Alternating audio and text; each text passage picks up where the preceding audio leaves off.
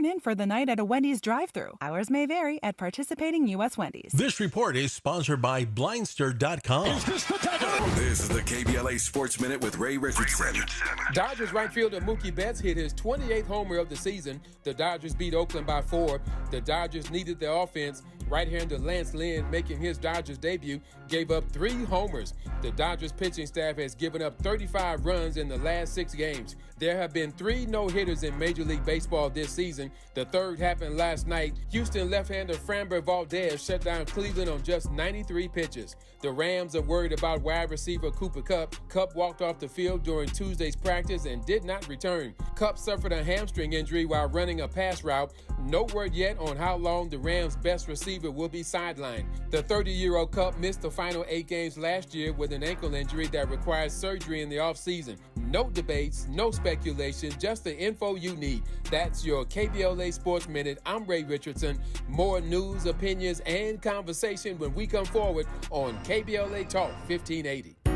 KBLA Talk 1580 is dedicated to empowering our communities by providing progressive talk radio for our audience. We strive to be an intersectional voice for the voiceless. As a Black-owned and operated station, we are committed to highlighting diverse perspectives and creating safe spaces for meaningful dialogue. We believe that everyone has something unique to bring to these political, economic, social, and cultural conversations, and we don't shy away from the hard conversations about current events. We endeavor to be a beacon of hope and understanding, while boldly challenging listeners to think more deeply about difficult topics that impact us all.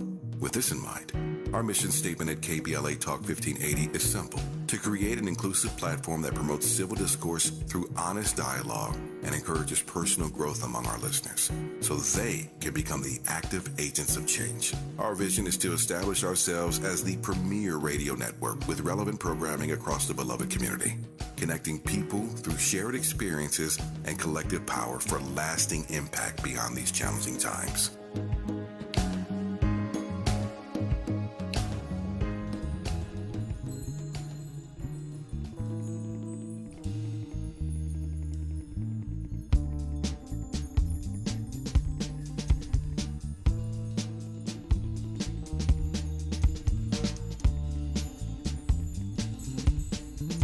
I don't wanna write this down. I don't wanna tell you how I feel right now. I don't wanna take no time to write this down. I don't wanna tell you how I feel right now. Hey, tomorrow may never come. For you or me, life is not promised. Tomorrow may never show up. For you and me, this life is not promised. I ain't no perfect man, I'm trying to do the best that I can with what it is I have.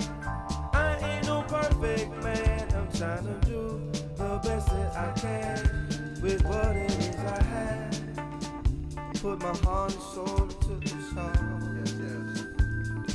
I hope you feel me from where I am to wherever you are. I mean that sincerely. Tomorrow may never come. For you and me, life is not promised. Tomorrow may never appear. You better hold this very moment very close to you. Right now. Very close to you. Right now. So close to you. Right. So close to you. Don't be afraid. KBLA Talk 1580. Yes, indeed. Let it shine. That history all across the world. She's shining the light upon it. And I'm so glad to have her in the studio. She's a publicly engaged independent historian, heritage conservation consultant, and third-generation Californian. She just finished applied history projects drawing on her research of Southern California locales that feature historical significance as well as contemporary consequence to elucidate the African-American experience during the Jim Crow era. Dr. Alison Rose Jefferson, good morning. And good morning, Dominique. How are you today? I'm good. It's great to see you. Thank you for coming in the studio so we can YouTube together. And thank you for inviting me. We are streaming right now, youtube.com, KBLA 1580. And I said this when telling people about you coming on the show because I try to give people a sense in a sentence of, why they need to listen. I really think that a lot of us would not have known about Bruce's Beach, the story of Bruce's Beach, why it was important if it wasn't for you, doing the research and spreading the word. Well, I thank you for that. I was part of all the different energy that was coming to fruition around the time of the inspiration that the activists had to help the Bruces get their land back. But George Floyd's murder and Ferguson and several other unfortunate things that happened during that time. The pandemic also were things that helped for the groundswell in terms of people thinking about what their rights were and what the injustices were that were happening to them. But my book certainly, Living the California Dream, African American Leisure Sites During the Jim Crow Era, certainly laid a foundation because it had the 100-year history of Bruce's Beach up to that point. Right, and that book, I actually have the book, Living the California Dream, African American Leisure Sites During the Jim Crow Era, came out in 2020. And, when you read it, it sounds like, oh, leisure sites, no big deal. But what you're talking about is how we have been locked out of traditional recreation in ways that are very intentional and that most of us aren't even aware of. Yes. Unfortunately, people do forget sometimes that leisure activities and recreation activities were also important components in the struggle because along with political and economic discrimination and injustice that was done to African Americans, there was injustice done to African Americans in terms of allowing us our humanity to just be and to just kind of just sit on a beach and enjoy ourselves. So leisure is a really important place of access for our humanity. Yeah, and I think the Bruce's Beach story helped us to see that because it was also connected to business. This was an African American family that had a business. They weren't just trying to sit on a beach. They were trying to help other people sit on a beach and have a business doing that. That's right, they were. And that was part of the early 20th century California dream. People were coming out here to Los Angeles and the environs to take advantage of the climate, the beautiful landscape, and some people tried to develop businesses to support other people coming to enjoy these outlets. And so the Bruces, Willa and her husband Charles and her son and his wife were involved in a business in Manhattan Beach that was opening up recreation for African Americans in the South Bay at a time when that area was just beginning to develop. And so they were pioneers in terms of buying land in Manhattan Beach, and they were pioneers in terms of providing a business. And black folks who were coming out from Los Angeles to go down there were pioneers in terms of, well, let's go down here and look around and see what's here. We can enjoy it. And a few of the people joined the Bruces in investing in property down there. Will any of those folks, do you think, get the kind of restitution or some even call it reparation that the Bruce family got, do you think? Is that even possible? Well, the circumstances of the other families that lost their property through the eminent domain proceedings when the city of Manhattan Beach took the land for a park in 1924 are slightly different. And so anything is possible, but the land that the Bruces owned was owned by the county, and the county made a decision that they wanted to do this restitution effort in terms of a financial restitution to the family.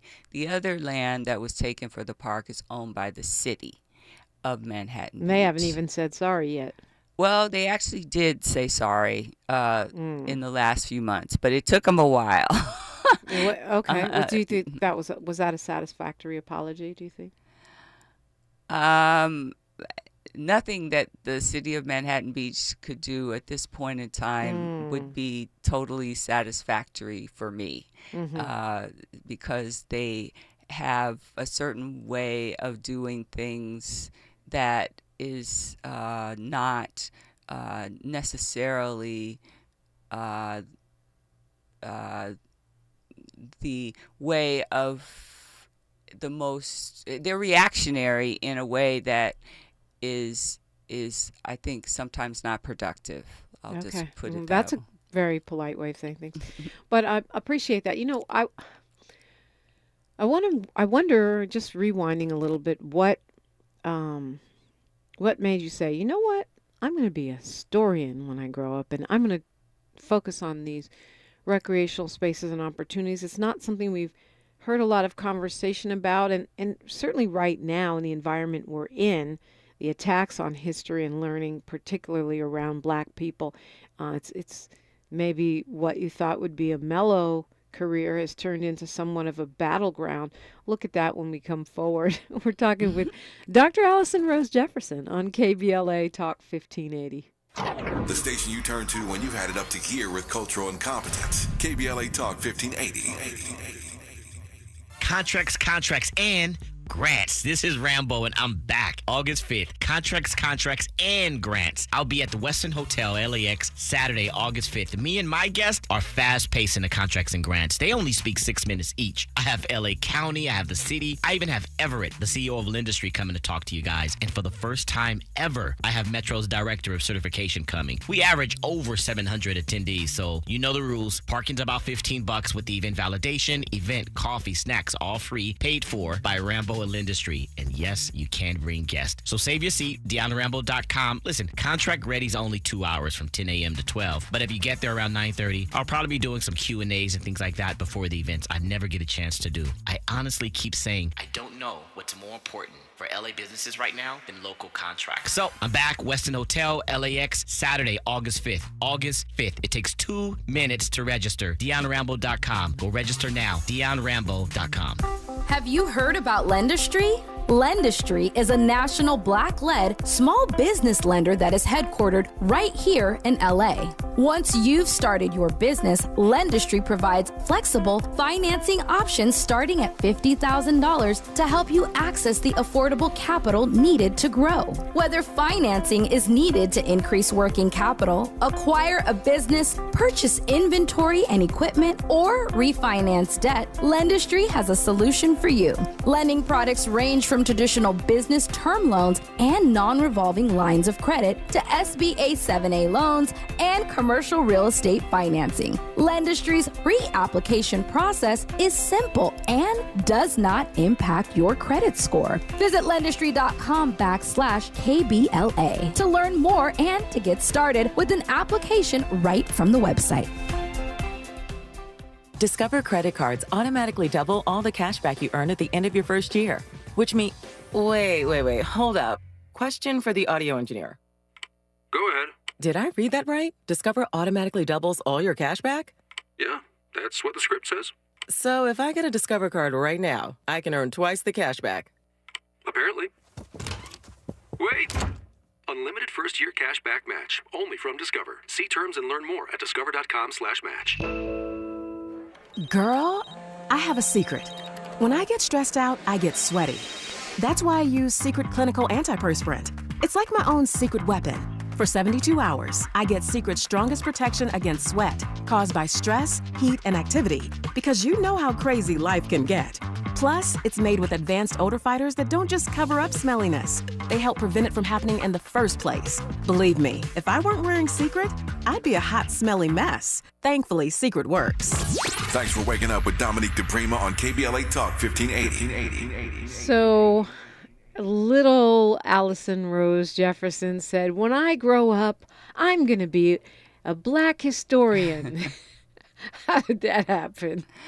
Well, it wasn't quite that simple, but I've always enjoyed history, and I had done some other things before I got to being a historian, but I was always reading a variety of different kinds of materials. I had worked in finance for a mutual fund company doing research Oh, wow. for mutual funds. I had worked in the entertainment business, in the music business, managing artists. And when it came around to the 90s, I was like thinking about where I wanted to go in terms of my life for the next phase and what I wanted to be able to contribute as well as to, make a living. And I eventually decided to go back to school to get a master's in heritage conservation at University of Southern California. And that's more place-based kind of history application things. But that led me to really thinking more deeply about what it was I wanted to do, and that was that I was more interested in the broader stories of the African American experience that we don't know a lot about and that we need to know more about. Yeah. And so that led me to the PhD. And the stories that I started to unravel that became part of my book, Living the California Dream, were stories that kind of were things that were came from my life here in Southern California. My mother's family moved to Los Angeles in the 1920s, and my mother and her uncles and my uncles, her two brothers, were born here. And they used to go to Lake Elsinore in the 1930s when she was growing up, in 1940s. And I heard stories about their experiences at Lake Elsinore. And they took us when we were little kids in the 60s, me and my cousins. We went on this one big family outing in 1964 when they had rehabbed the lake. And when I say rehab the Lake Elsinore is more like a drain basin, and it of the mountains, the Ortega Mountains that are around it, and it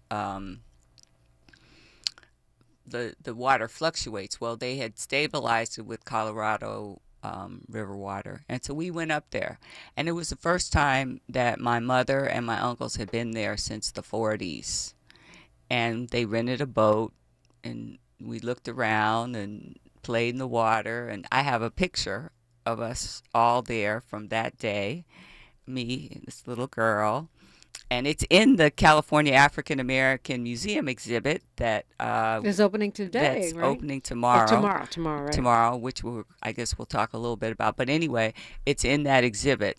And that picture, I had to hunt around to find it. I was mad at my aunt one day because I was like, "You have the picture." She says, "No, I don't." And she looked around. And then one day I was at home looking through some photo albums, and I found it in my mother's things. So it's in this exhibition. So with that was the spark. It was something that kind of I was curious about, even from a young age. And then I went out there one other time to visit some distant relatives that lived out there in the early 70s. And it kind of just in my mind, it was like, oh, this is interesting. Would love to know more about this. So by the time I got to graduate school, it was like, well, this is where I can explore. Right, and a lot of us don't stories. even know that Lake Elsinore was a mecca for African Americans.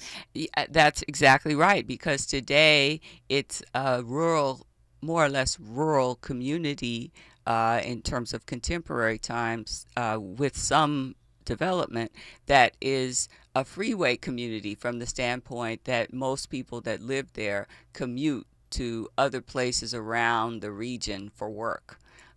They don't really have much agriculture there anymore, but they have folks living there, commuting to work in other parts of the region. That at one point it was a destination, a vacation destination for black folks, right? And for white folks as well. It started out as a place in the late, it started out as a town in the late 1880s, 1885 as a matter of fact. And it was looked at as a place for more of a more diverse group of people to be the people who would buy property there, and so the town had an African American family that was part of the founding group of people that were there. They worked in service for some of the different townspeople. But by the early 20th century, there was an African American community large enough in Los Angeles that decided that they wanted to go out to Lake Elsinore. And the folks that were at Lake Elsinore decided to accommodate them. But there were some rich folks who had rich white folks who had places out there. They weren't like huge estates, but they had, nice sized pieces of land. The Wrigleys had their baseball team practice out there. Some of the actors like Bela Lugosi used to go out there. Amy Semple McPherson had a house out there as well. So before all those people decided to go to Palm Springs, they were hanging out at Lake Elsinore. And in the 1920s, they had a lot of water there. And so there was development, and that was at the time when African Americans were also developing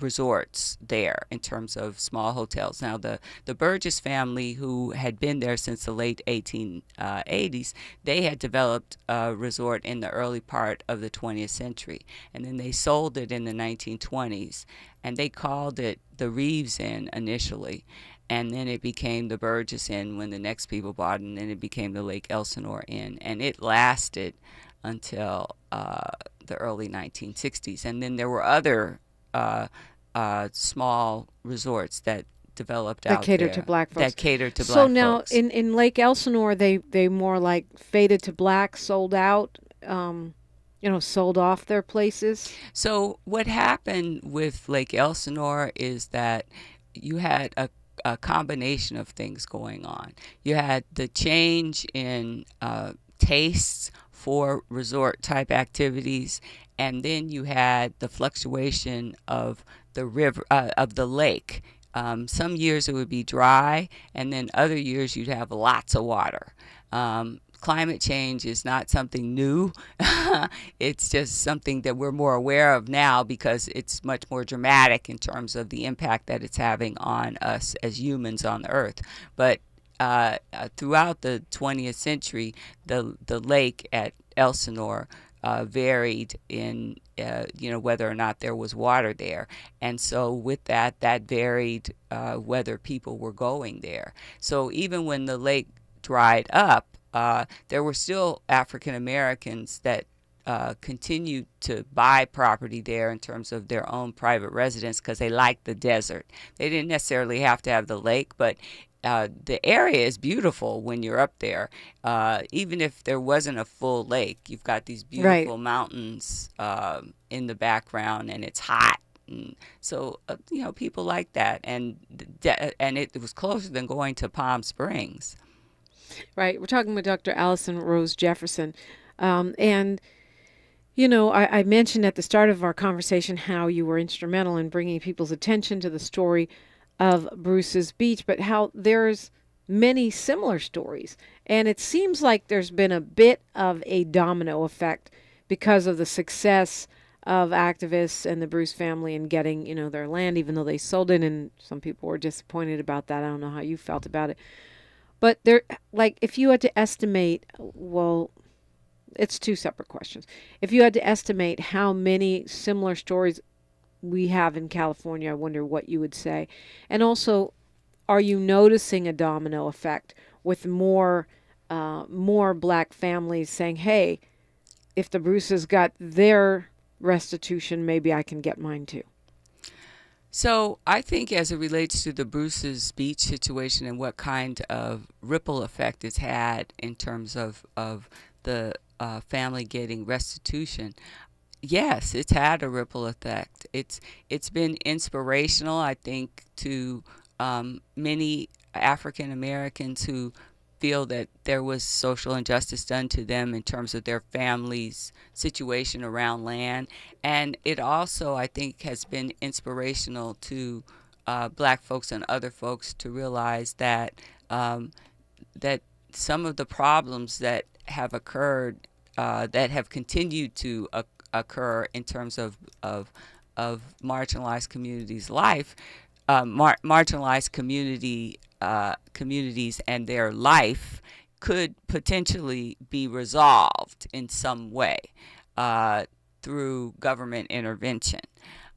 So I think that it has given people hope, and we'll see what that hope will materialize into in the future in terms of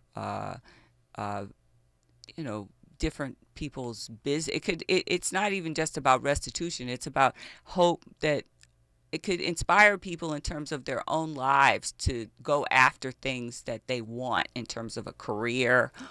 It doesn't even have to be restitution. It doesn't have to be directly, right. Mm-hmm. But if you had a guess, just based on your research, looking at an educated guess, obviously, looking at California, similar stories, not, word for word, acre for acre. Oh, yeah, there have been there've been a couple of families in Northern California that have been looking at trying to get restitution from the state for some land.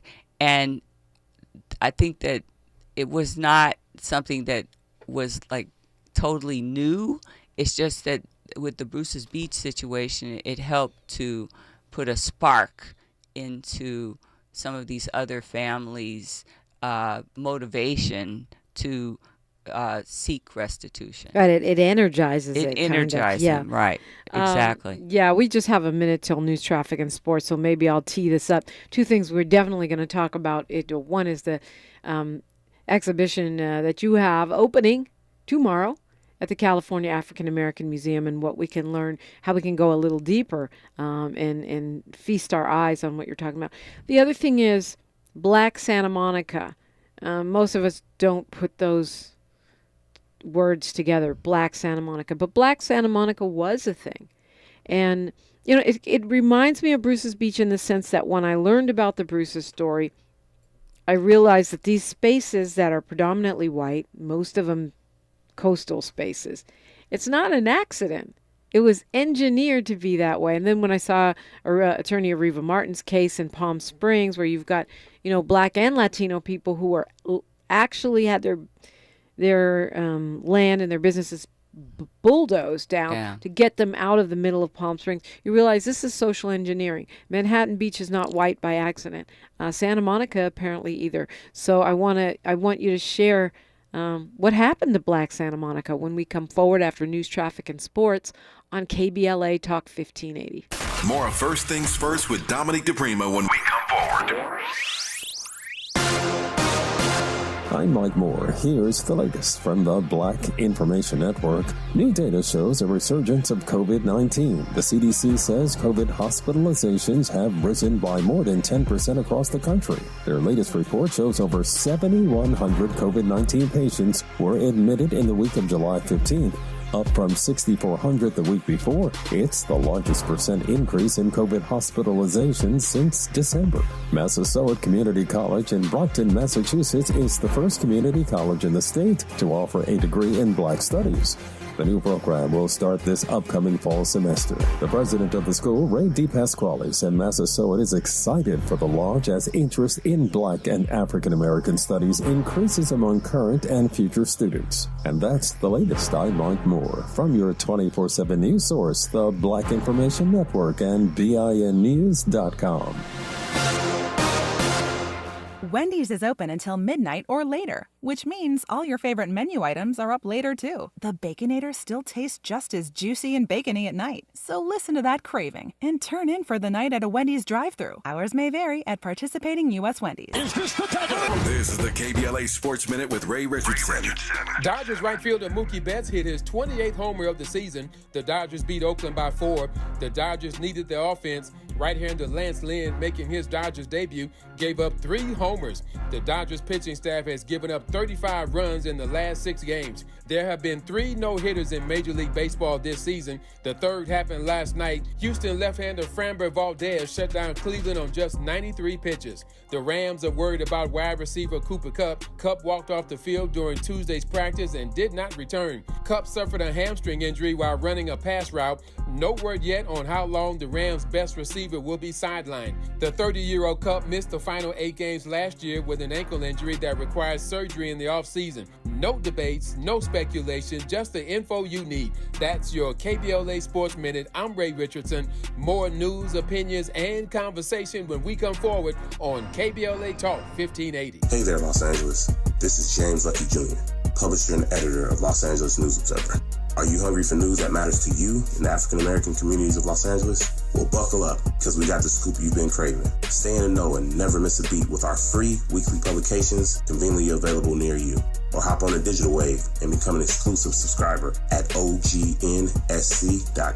Don't forget to join the party on Instagram and Twitter at OGNSCINC for behind-the-scenes access and sizzling updates. No more FOMO. Let's stay informed, connected, and empowered together.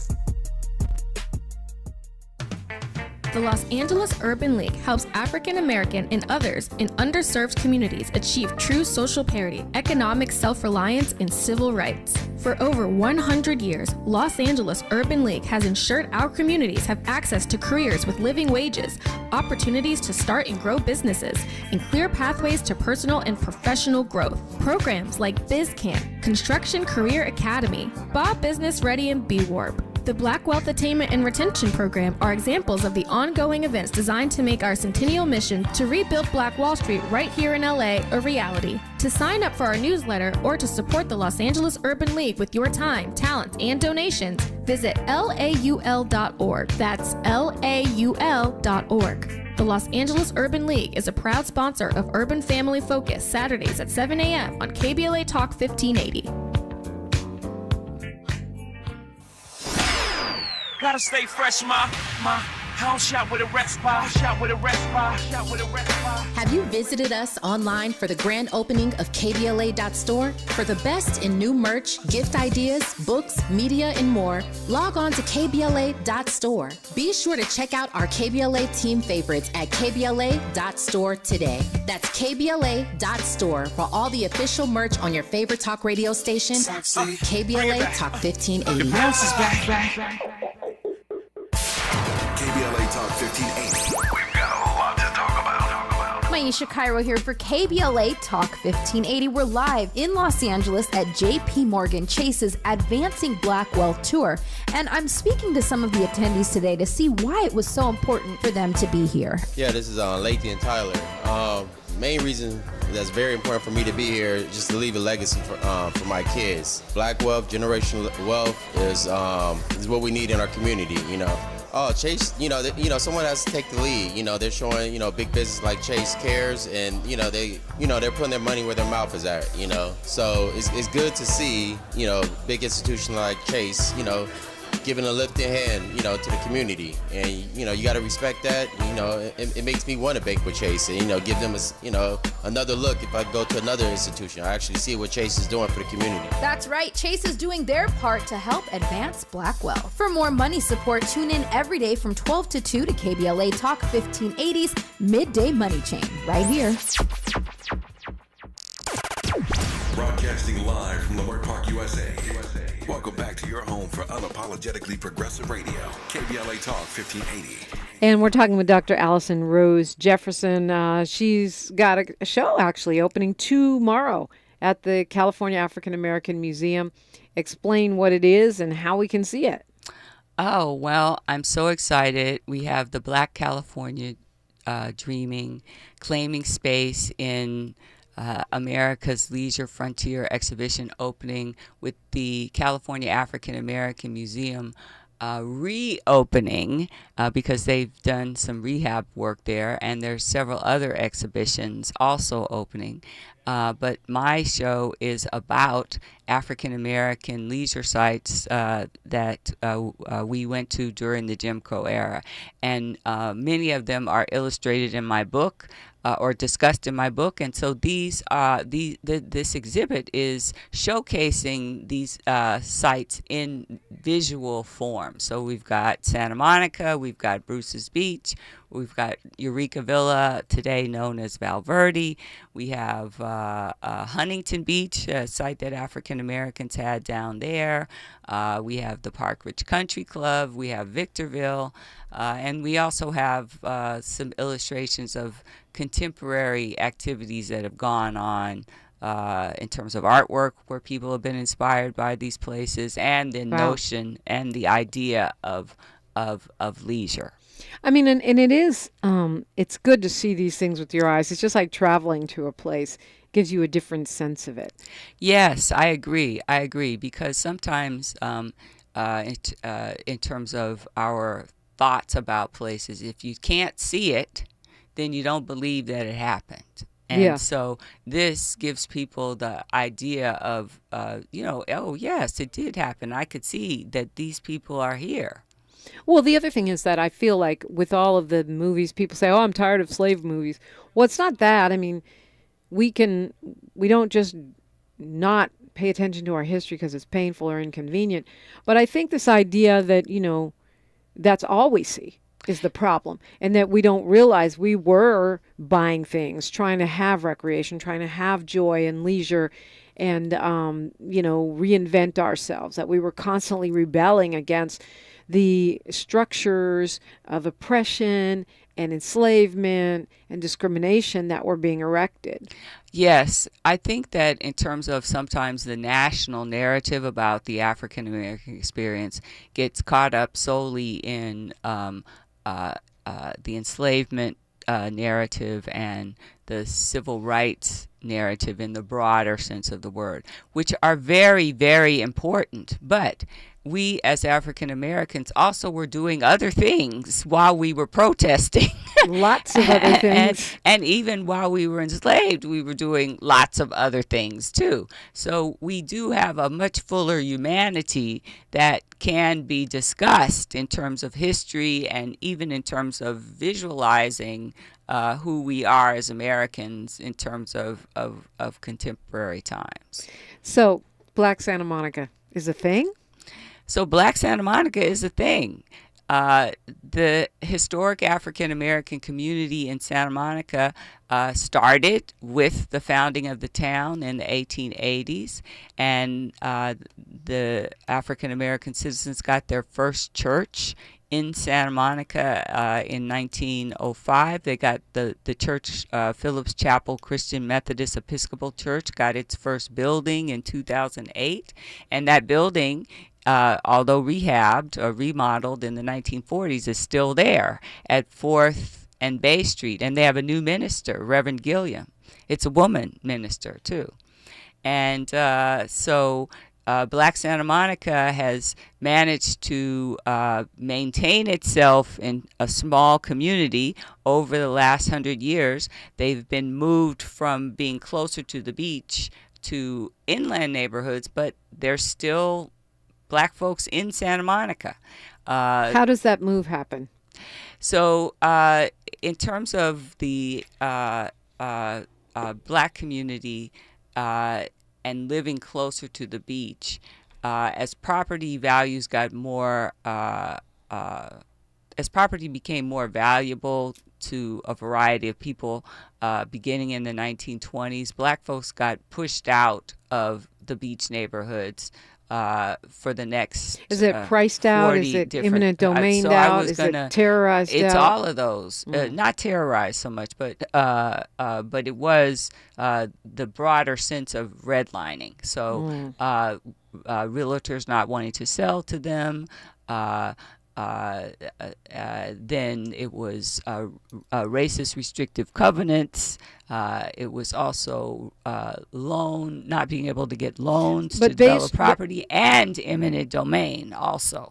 But Bay Street was, it was a black space in Santa Monica, right? A black recreation space.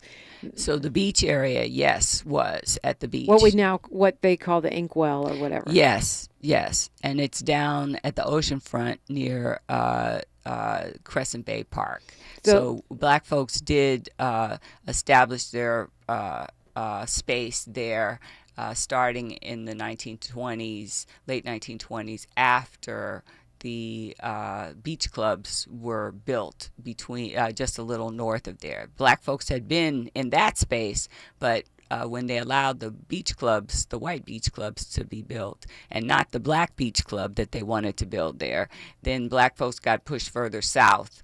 What is that club there? Because I know that's one of the restitution conversations that's going on right now, right? About not that one, but that's another one. But where Shutters on the Beach is, African Americans attempted in 1922 to build a resort there, and that was Norman O. Houston and Charles Darden who were leading this oceanfront syndicate to build this amusement facility there. And then the White Protective League of the neighborhood and business people like Culver and Bundy went to the city council and protested. They didn't want the black folks to be able to build this amusement center, which they were going to have, different kinds of facilities there, and they were hoping to attract people from all over the country, but particularly from the Southwest to come. Which we basically have now at the Santa Monica Pier and Shutters on the Beach. So it's like, you can't do it, we'll do it. So then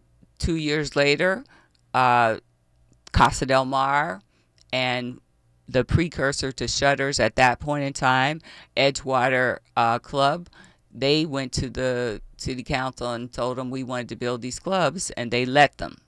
So black folks got pushed out of that space to be a little further south on the beach, and they didn't have a beachhead in terms of developing property after that point. And so when we see that little plaque on the rock out there at Santa Monica that says the Inkwell, what should we think, or what should we know? So that was something that came about from some African American surfers in 2008. They wanted to initially commemorate Nick Gabaldon, the first documented surfer of African American and Mexican American descent who grew up in Santa Monica, and he surfed in the Santa Monica Bay. And the city told them, well, we would need to recognize more people than just Nick Gabaldon. And at that point, I had already gotten the church, Phillips Chapel Christian Methodist Episcopal Church, landmarked. And so they decided that they would put up this monument at Bay Street to recognize the historic African American community's beach usage there at that site. And so if we had it to do over again, I don't know that we would have Inkwell on the plaque, but it is what it is. But since that time, in 2019, myself and Michael Blum of Sea of Clouds got the area listed on the National Register of Historic Places as the Bay Street Beach Historic District. Wow. And it's the only... Did not know that. Congratulations. Yes, thank you. It's the only historic district in Santa Monica listed on the National Register of Historic Places, and it's one of the few in California and the nation related to African Americans or any people of color. Wow, amazing. Dr. Alison Rose Jefferson, want to ask you about that other spot in Santa Monica and kind of get, maybe a little touch of a few of the other places that you look at in your book when we come forward. And the exhibit. Of course. They're in the exhibit, too. Okay, so yeah, and that's actually starting tomorrow and through March of 2024, right? But we don't want you to wait. We want you to come sooner rather than later so you don't just forget. It's KBLA Talk 1580.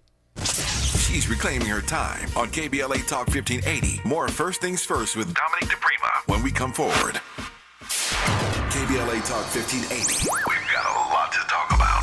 KBLA Talk 1580 joins you in standing for education as a right, not a privilege. Charles R. Drew University of Medicine and Science is a private, non-profit, community-founded, student-centered university committed to cultivating diverse health profession leaders who are dedicated to social justice and health equity for underserved populations. CDU does this through outstanding education, clinical service, and community engagement. Recently, Charles Drew University made history by opening only the 5th medical school at an historically black university. Congratulations, South LA, and congratulations to the Dean of the medical school, Dr. Deborah Protho-Stith. CDU is now training doctors and providing $90 million in annual economic benefit to Watts and surrounding neighborhoods. To apply for medical school, get more information, or sign your child up for the Junior Doctors Saturday School program, visit cdrewu.edu. That's cdrewu.edu. At KBLA, we are dedicated to equity in education and ending healthcare apartheid, and we don't black down. This is a community call to action from KBLA Talk 1580.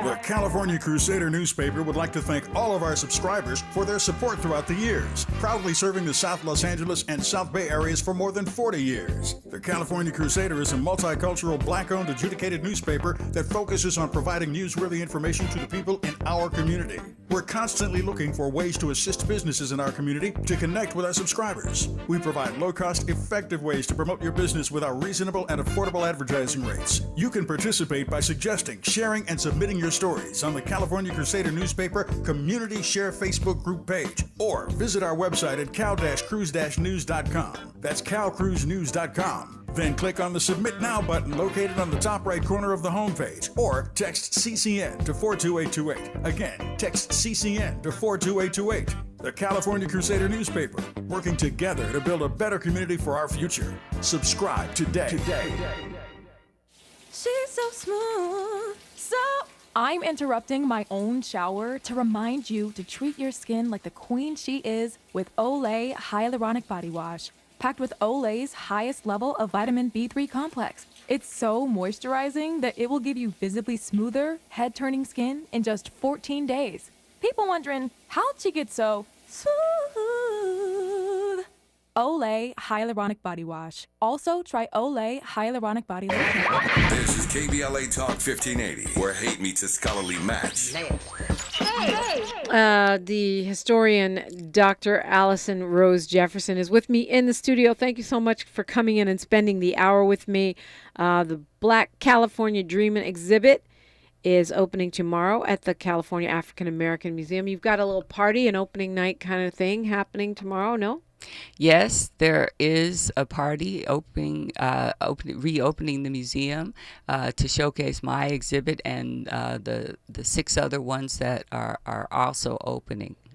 Yeah, I mean, and it's just a great opportunity to go and support the museum, but also I think to see your book, Living the California Dream, African American Leisure Sites During the Jim Crow Era, kind of come to life as an exhibit. Yes, I am so excited about it because when I did the book, they let me have more images than they normally would for the kind of book that I did because I had so many great images. So I get to share all these images with everybody. They get to come and see them. And the thing that's so inspiring about them, the photographs and what have you of different people at these places, is that some of these are your family members. They're my family members. And if they aren't yours and mine in terms of, direct family members, they're the people we know. That's your Aunt Susie. She looks like that lady in the picture. Yeah, I love seeing those pictures of us over the years, us being black people, and just, really destroying the narrative about the limited roles we're portrayed as playing in the world.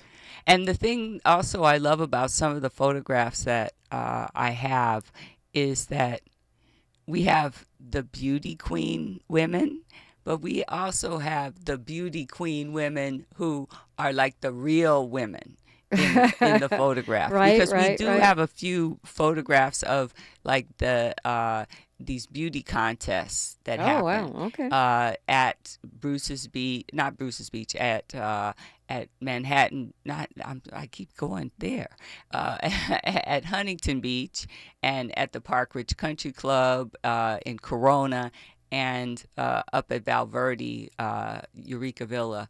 We have those were kinds of events that they had at different times to encourage people to come out to these places. You just called out a bunch of sites. Those are all black leisure spots. Those are all black leisure spots from the Jim Crow era. Yes, yes. And why do none of them survive? Well, they had different reasons for non-existence today. Huntington Beach, black folks built with white folks this beautiful club on the beach. And it was to open in February of 1924, and the white folks burned it down right before it was supposed to open. But they had a couple of big events to encourage people to buy memberships, and so we have a few pictures of those, and that's where we have this beauty pageant, a picture of beauty pageant that happened out there. So they decided not to rebuild down there after they got burned out. Fortunately, they had insurance. Wow. So they were, they unlike the Black Wall Street, they got their investment back. They got their investment back. And then at the Park Ridge Country Club, which was in Corona, that was a development that white folks built in the 1920s, and black folks bought it from them because it wasn't working out for the white folks, and so black folks bought it in 1927. And the white folks contested them being there, but they got the property, and they had a few events, and they tried to make a go of it, and they couldn't make a go of it either. And so it closed as a country club altogether, and it because nobody could make a go of it, and wound up being a hospital and some other things over the years. And then hold that thought, Dr. Alison Rose Jefferson. When I get that story, and we are going to get to this other little resort in Santa Monica, and your final thoughts when we come forward. KBLA Talk 1580. Say the quiet part out loud. KBLA Talk 1580. KBLA Talk 1580. We've got a lot to talk about. KBLA Talk 1580 joins you in standing for voting rights. When We All Vote is a leading national nonpartisan initiative on a mission to change the culture around voting and to increase participation in each and every election by helping to close the race and age gap. Created by Michelle Obama, When We All Vote brings together individuals, institutions, brands, and organizations to register new voters across the country and advance civic education for the entire family and voters of every age to build an informed and engaged electorate for today and generations to come. When We All Vote empowers their supporters and volunteers to take action through voting, advocating for their rights, and holding their elected officials accountable. Please visit whenweallvote.org to stand up for your rights, voting rights. This is a community call to action from KBLA Talk 1580. At Consumer Cellular, you get the same exact coverage as the largest carriers for up to half the cost. Same thing, up to half the cost. Less money for the exact same thing. Hope this is clear enough. Consumer Cellular, when freedom calls, they're here to answer. Switch today and get a second month of service for free. Go to consumercellular.com/free month and enter promo code free month. Half the cost savings based on cost of Consumer Cellular single line 5 GB data plan and unlimited talk and text compared to lowest cost single line postpaid unlimited talk, text, and data plans offered by T-Mobile and Verizon May 2023. Promotion subject to terms and conditions. I'm Scott Trout, attorney and CEO of the domestic litigation firm Cordell & Cordell. We help men deal with the life changes triggered by divorce, such as child custody and property division, among many others. But life changes also occur after divorce. These changes can make parts of your existing court order irrelevant or harder to follow. If you feel a modification to your court orders might be necessary, talk to us at Cordell & Cordell. We're a partner men can count on. 1455 Frazee Road, Suite 1050, San Diego, California, 92108. CordellCordell.com. The conversation continues right now with Dominique DePrima on First Things First. I'm not going to lie, Dr. Alison Rose Jefferson. I wish I had another hour to to talk with you. Maybe we'll have to do it again on the phone or something. AlisonRoseJefferson.com, but there's just one L in this Alison. AlisonRoseJefferson.com is where you can find her online. California African American Museum tomorrow evening. What time? 7 o'clock 7 to o'clock 11. on, and then you've got like almost, at least 8 months to go see the exhibit. Dr. Jefferson, you were about to tell me about yet another resort. So African Americans were attempting, you were asking about Santa Monica. Right. And so African Americans attempted to also build a resort in Santa Monica in the 1950s. Silas White had the Ebony Beach Club that he was trying to build in the mid-1950s, and he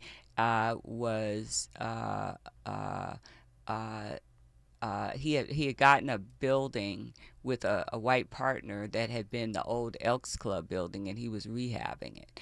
And he was he was selling memberships. Nat King Cole, the singer Nat King Cole, was one of the first people to buy a membership and to invest in the club.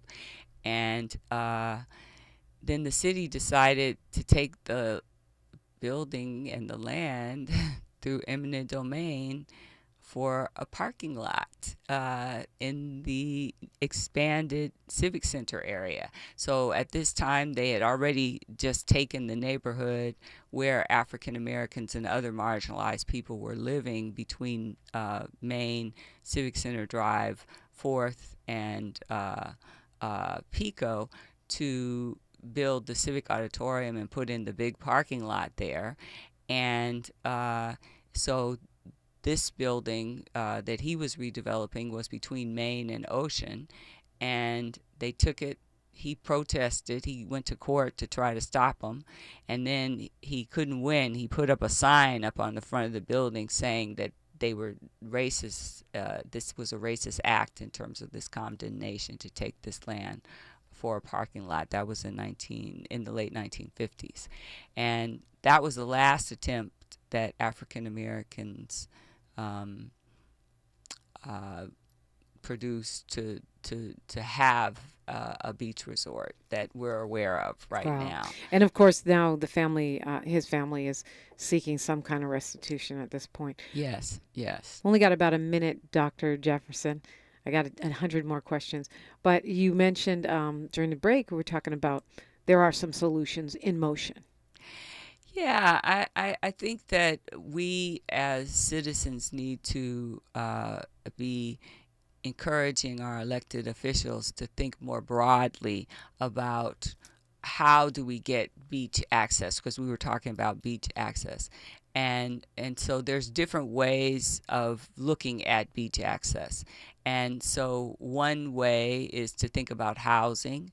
Another way is to think about what kinds of youth programs and things like that are available to kids from all over the region. Another thing to think about is, okay, well, a family wants to go out to the beach. What kind of accommodations are available that aren't super expensive? I mean, parking can be like $20, $25 to hang out at the beach. And then you add on what a meal might be for a family of 4. It could be kind of an expensive outing. And then if you're talking about staying overnight at a campsite or in a hotel, it racks up. Right. Dr. Alison Rose Jefferson, I'm going to have to challenge you. Even if it's on the phone, we have to continue this conversation. Well, thank you so much for inviting me to come and talk to you today and to your listeners. Thank you. So appreciate you. And Cam, California African American Museum, grand opening tomorrow night. Tavis Smiley is up next. I'm Dominique DePrima. History is now, and we are making it together. Until tomorrow, be informed, be well, one love. KBLA 1580 Santa Monica. I'm Mike Moore. Here's the latest from the Black Information Network. New data shows a resurgence of